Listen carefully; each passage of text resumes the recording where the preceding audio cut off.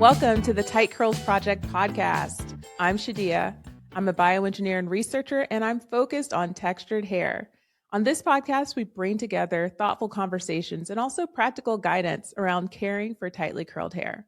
This is part 3, the final part of my Braids Care Series. So part 1 was all about scalp health. Part 2 was about synthetic hair and safety. And today we're talking about edges, along with hair growth and length retention in braids. I want to clear up what braids can and can't do for our health.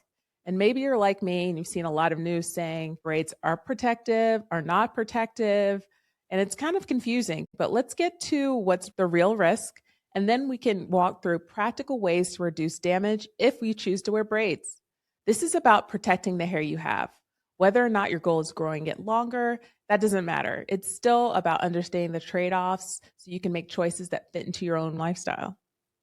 Okay, so let's start with why we love braids. We all know, but let's just run it back a little bit to get on the same page because this is a braids appreciation series. I just think the braids are so beautiful.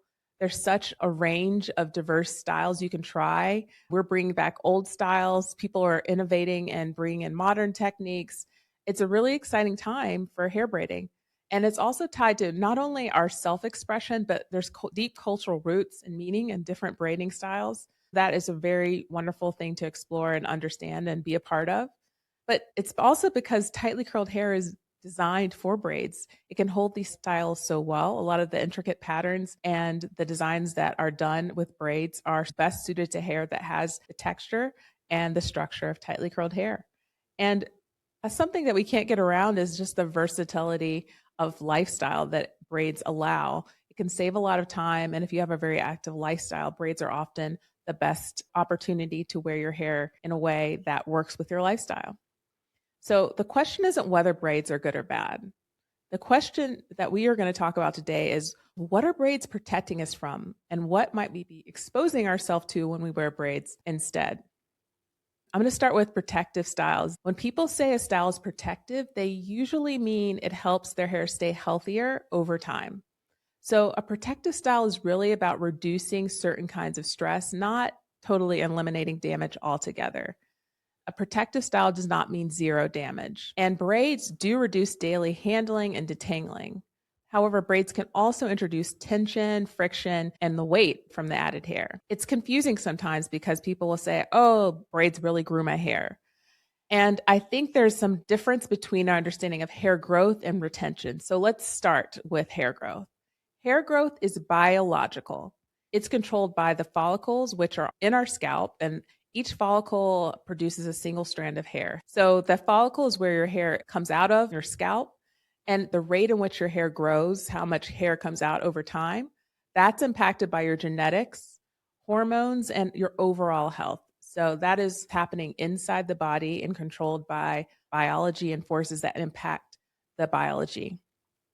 Braids do not make your hair grow faster. So you're not accelerating the rate at which the hair comes out of the scalp when you wear braids. You might notice new growth more clearly because your hair is organized in the braids. You'll check and say, oh, this is so much new growth, because you're seeing a difference between the hair that's not in the braid and the hair in the braid itself. But the growth rate, how much hair is coming out of your head over time, is the same when you wear braids. So now let's get into retention. Retention is mechanical. What I'm saying here is that length retention, how much hair you keep, it means what happens to the hair that's already on your head. So as the hair grows, are you retaining that hair? And that's really driven by what's happening to the hair, the things that the hair is experiencing over time.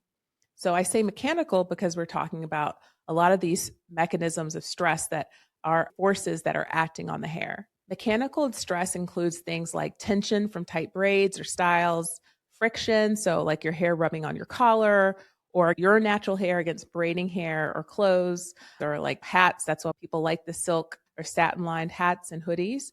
Those things create friction, which can damage our hair. If your hair is really dry, it's going to be less flexible and it's going to make it brittle. So when it's bent, or simple things of putting your hair in a ponytail, if your hair is really dry, it can snap. Another thing is hot tools. So blow dryers, flat irons, curling irons, things like that. And these are all putting forces on your hair When you pull it, you slick it, you restyling it, those are all forces that can work against retaining the hair in a healthy state, keeping it healthy, or even keeping it at all. Because if your hair breaks, then you lose the hair. So I like to think of it as money. You have a job and you make money, that's your income. So growth is the income, it's what's coming to you every month.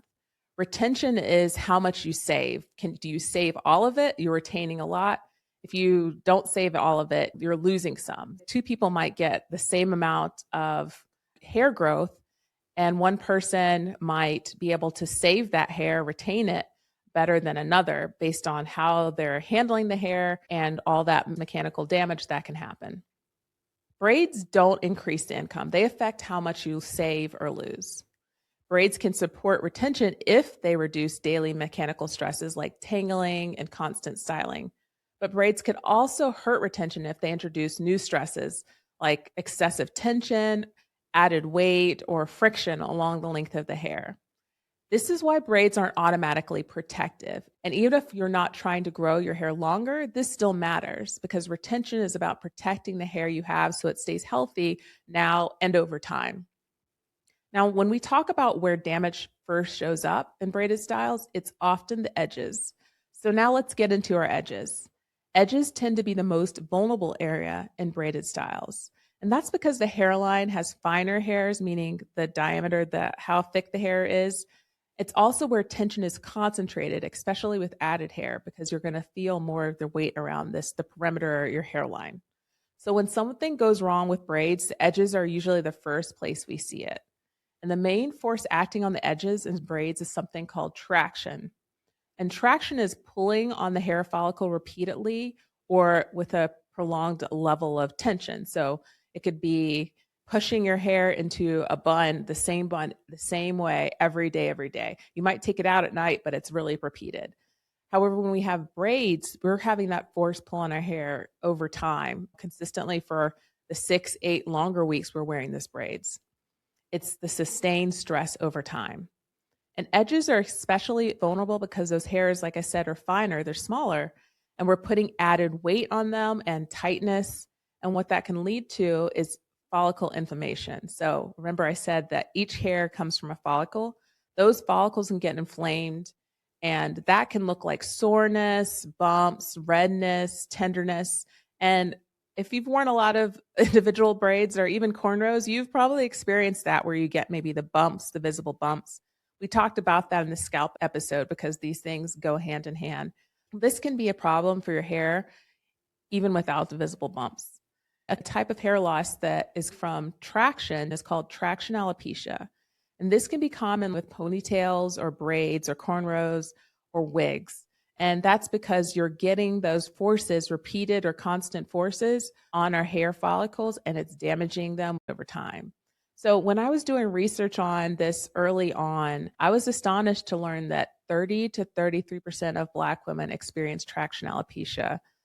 And that is something that can happen in children, not just adults. And it's interesting because this is something that when it's caught early and addressed early can be reversible, which is great. So when you have the inflammation and having maybe some bumps or redness from getting braids in, this is potentially reversible. And we'll talk about that, but it's really the first step is removing the traction. So removing the tightness or the weight. And as you progress, you might notice thinning around your hairline, your edges. And then also the hairs can get finer, meaning your hair was originally thicker, but over time, because of inflammation, it changes the diameter or the thickness of individual hairs. So these individual hairs are thinner and thinner. And then later on, as this progresses, you can get damage to the follicles, so they just stop producing hair overall. So you're going to have hair loss. That is not reversible or easily reversible by just stopping whatever it is that's causing traction. So this is something we want to be mindful of and try to avoid with our braided styles, especially if you've had traction alopecia before or an irritated hairline. And one of those things is really looking at the braids themselves. What's the direction of the braids? That actually matters. I read a book by a dermatologist that talked about this. I'll put the link below. But straight back cornrows, so going straight back, can concentrate the weight along one line of your hair. So it's really pulling on one area of your hair. And that's different than having maybe a zigzag or side to side pattern, or really alternating the patterns you have for the braids. Another thing is added hair increases the load at the anchor point. That is why sometimes it's recommended to not add hair, because that's adding more weight. And this can be really problematic if the hairs are already finer or delicate. Sometimes you'll see people who will leave out their edges in a cornrowed style and do something else. And I think part of that is to try to offload some of that weight so they're not putting all that heavy hair on the thin, most fragile areas of their head. So now that's traction alopecia. We want to avoid that. If we've experienced that, a lot of us have, figuring out what we need to do. How far along are we? I highly recommend, if you're experiencing that, to look for a dermatologist that has worked with traction alopecia, because there are treatments that can maybe slow down the process of the disease progressing and reverse things. Something else that can happen if we leave our braids in for a long time, you've probably noticed that, just like you notice the growth, that if you have a knot, if it's knotted braids, or even with knotless braids, the loop where the braid begins and is initially really close to our roots and our scalp, it moves further away. And that point starts swinging and moving lower on our hair and can cause more traction and can be damaging. So this also creates a friction point, which can break our hair. So the thing is, this damage can show up later. Regardless, we want to avoid styles that are tight on edges if we've had the issues with our edges before. So this is the tricky thing that I have fallen prone to multiple times. And it wasn't till the last time that I got braids that I actually learned what was going on. We first talked about traction alopecia, which really damages the follicles, but the hair that's already grown can be damaged, and you can get significant breakage on your edges from edge control, edge gels, because they are drying.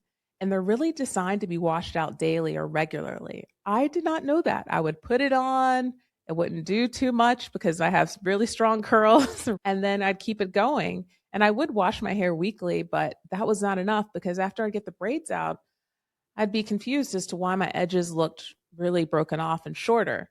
And my stylist told me, oh, you're supposed to be washing it out.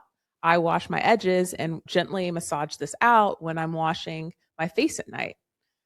I had no idea. And so that is something that can be a culprit if you're experiencing breakage.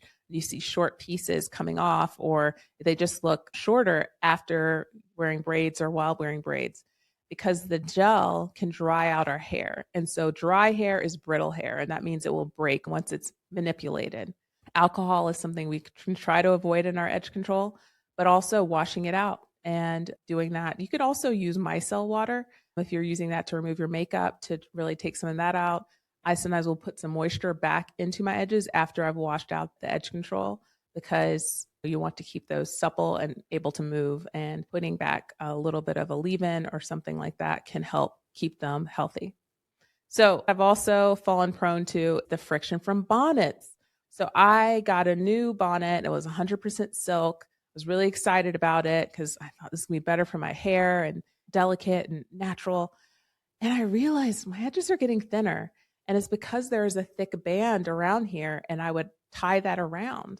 And before I use a scarf, so it wasn't very tight, and it also wasn't consistently touching my whole hairline. And what I found is the bonnet that I was wearing was rubbing against my edges and damaging them. So something to look out for. If you're noticing breakage, it might also be from your bonnet.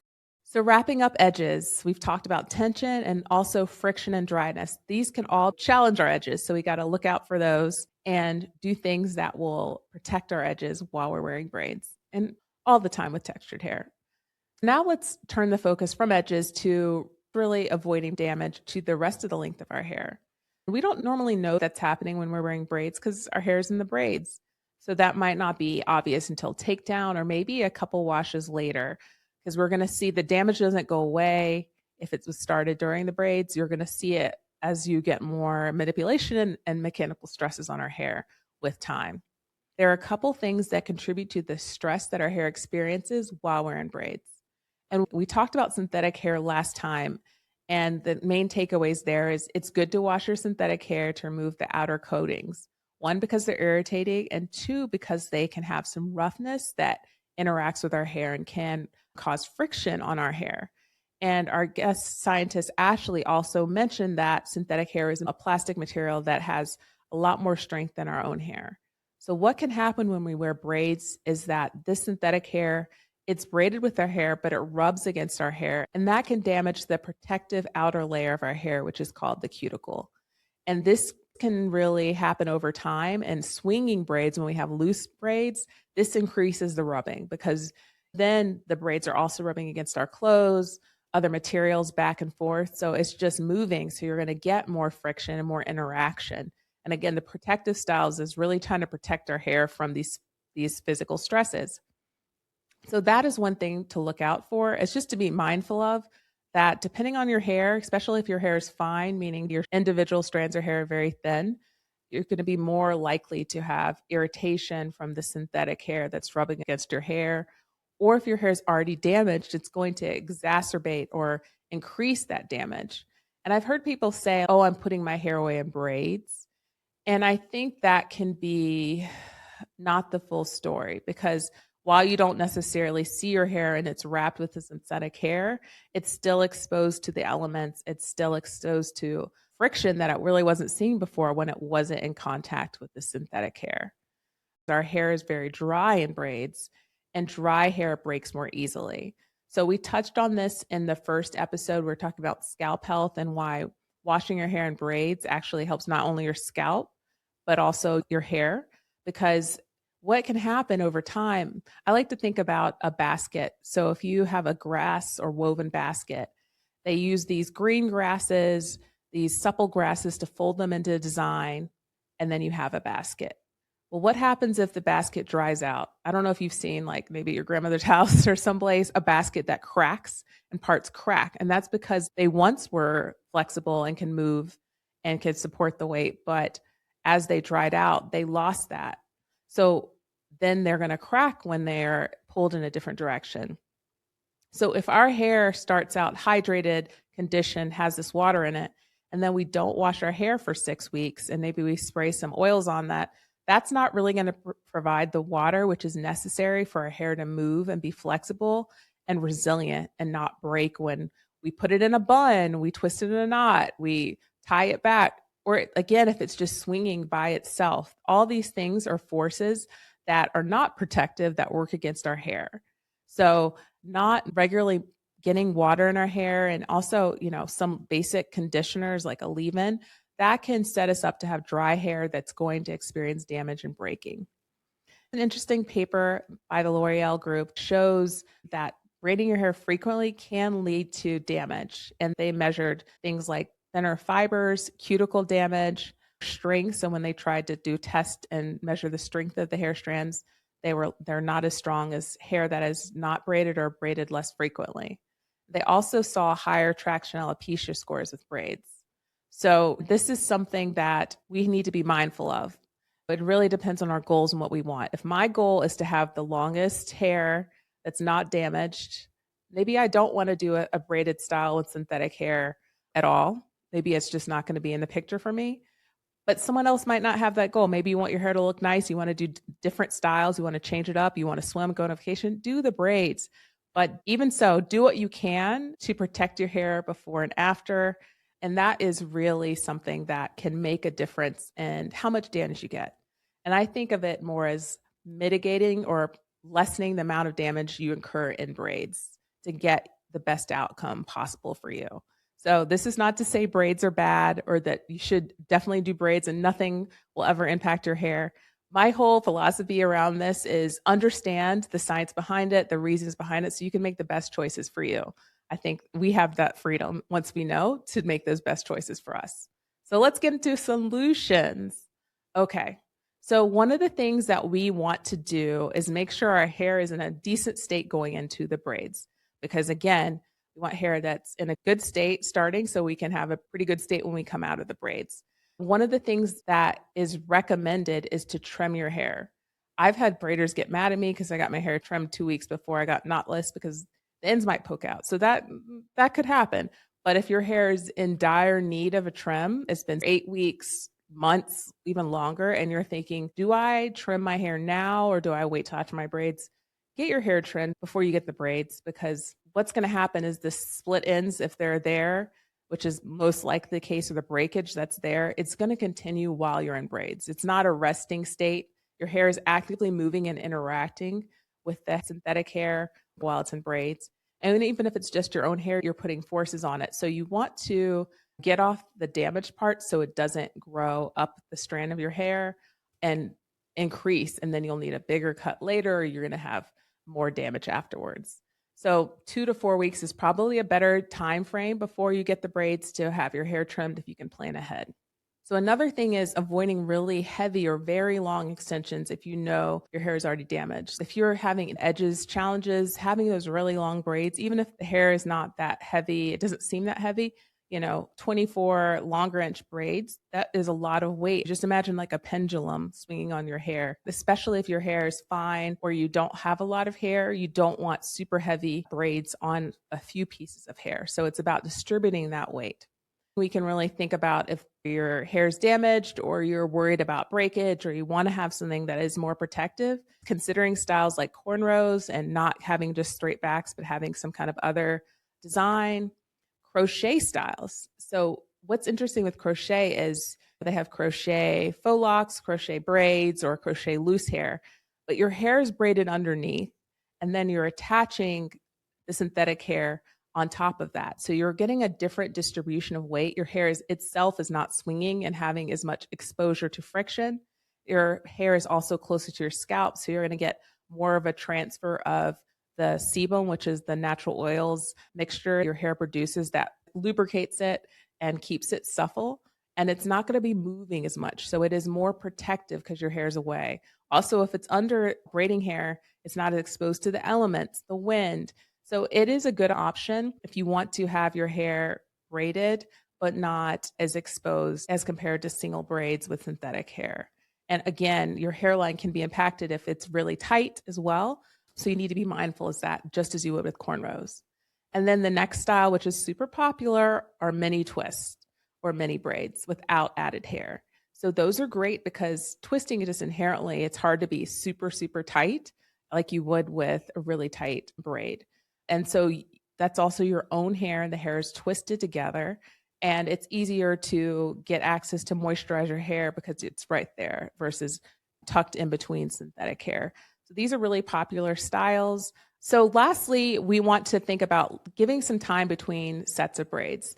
This can really let our edges relax and give a reset for our hairline, but also it's about cumulative damage. So someone who braids their hair less frequently is going to have less damage from braiding their hair than someone braids their hair more frequently. So moving on now to during the time when you have braids. Again, wash every 1 to 2 weeks if you can.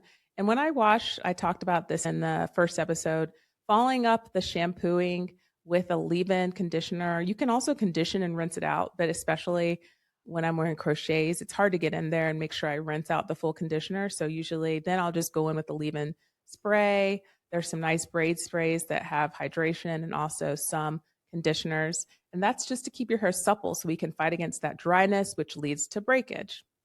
So that's my pitch for watching your hair in braids. I really do think it helps a lot with the health of your hair and your scalp. And we touched on limiting the duration of your braids because once they're in longer, especially for the loose individual braids, you're going to get the weight moving away from your head, and that's more likely to damage your hair. Another thing that happens when you leave your braids in for a long time is we're losing 100 to 150 hairs on our head a day. And that hair is collecting, and you got your braid and you're trying to take it out, but there's going to be more loose hair, and that's going to make it harder to take out without damaging your own natural hair and more likely that you're going to break your hair. So that is why people suggest limiting your braid duration to 6 to 8 weeks. This is also really interesting. If we are often doing tight buns and ponytails, this can add more weight and traction, which can cause more breakage. And that's to your hairline and just to the braids overall. So avoiding that can be a way to reduce the likelihood that you're going to put too much stress on your hair. So now let's move to taking out our braids and what happens afterwards. So it's great to use a detangling spray or something with some slip, some movement so that you can reduce the friction. Literally, we're trying to reduce the friction, soften the hair so that we can remove our hair remove the dead hair, remove the synthetic hair if that's there, with as little damage and tangling as possible. And sometimes I'll spray a section and let it sit for a moment, a minute or two, so it can soften up before I go in and try to detangle it. And then also working in sections. And if you just do tangle your whole head and then you got to go back in, that can be really hard and overwhelming for me at least. So I try to just detangle some braids in a section and then go back in maybe with a little bit more of the leave-in or the product and detangle it again and then twist it or braid it loosely so that I can keep that separated and keep that from retangling, because you're going to have a lot of shed hairs and it's hard to get them all out at one go. And so we want to set ourselves up for the least amount of tangling as possible. And then try to be patient. I know sometimes we're rushing, we got to get our hair done the next day, but the rushing is really where it can get us. So then you go to the salon, they wash your hair, they're like, look at all this breakage. It could have happened all last night. We don't want that. We don't want that. So get help, spend some more time, set up, time across a couple of days if you have to. Get creative. Sometimes I'm strategic of like when I take out the front versus the back. I'm sure you do that too, but don't rush. Be patient because your hair deserves it. If you grew all this hair, you want to retain it. And that means treating it gently, reducing the level of mechanical stress, the combing, the brushing, the frustration. And that will set us up for the best experience. So now you know the dynamics of what makes a protective style, how braids can be more or less protective. You can take that and look at your own personal goals for your lifestyle, for your desire to represent yourself in a way that you enjoy, and also what your goals are for health and length retention, and make decisions that work for you. Well, this is the end of my Braids Care series. And if you have questions or reflections or even disagreements, I'd love to hear from you. You can do that by leaving a message where you're listening or on our Instagram or Substack, which I'm going to link below. And if you know someone who wears braids and can benefit from this conversation, I'd love for you to pass it along. Thanks so much for spending time with me on the Tight Curls Project podcast. And until next time, take care and show your curls some love.